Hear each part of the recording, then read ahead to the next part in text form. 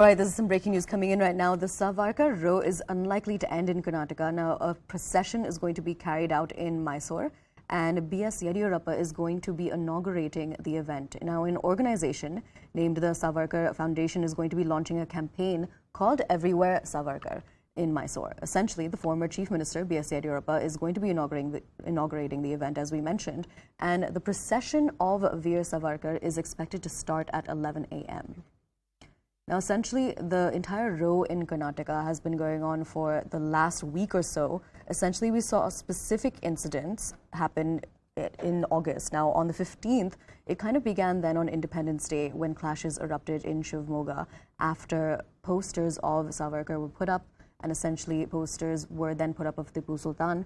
Then on the 16th of August, you also saw some unrest then, and you continue to see unrest over Savarkar on the 17th and 18th as well. Now, I'm crossing over to our correspondent Reethu to give us more details on this. Reethu, tell us more about this procession that we're going to be seeing.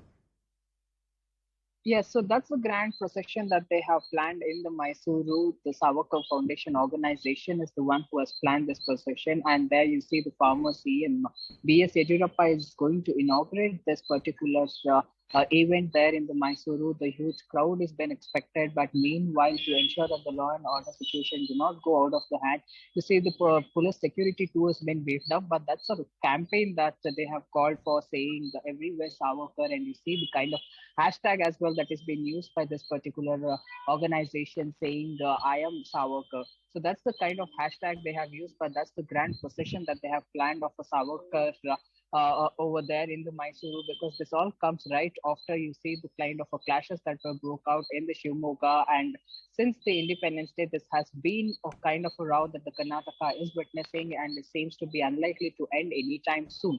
So with all that, you see the political angles too taking place regarding the Savarkar's photos being burnt in the most of the districts in the Karnataka, and the removal of the Savarkar photos from the Congress party workers for that matter. And then you see the BJP workers too in the Kodagu, that we got to see how they in fact got so angry about the former CM Siddaramaia's statement, and they also smashed eggs on his vehicle. So these are the kind of incident that the Karnataka is witnessing regarding the Savarkar's row. But as said, it is unlikely to end anytime soon.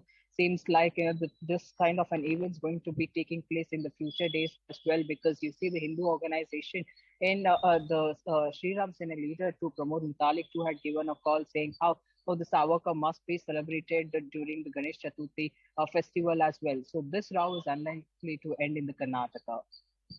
All right, Reethu, thank you so much for joining us and giving us all of that information about this latest breaking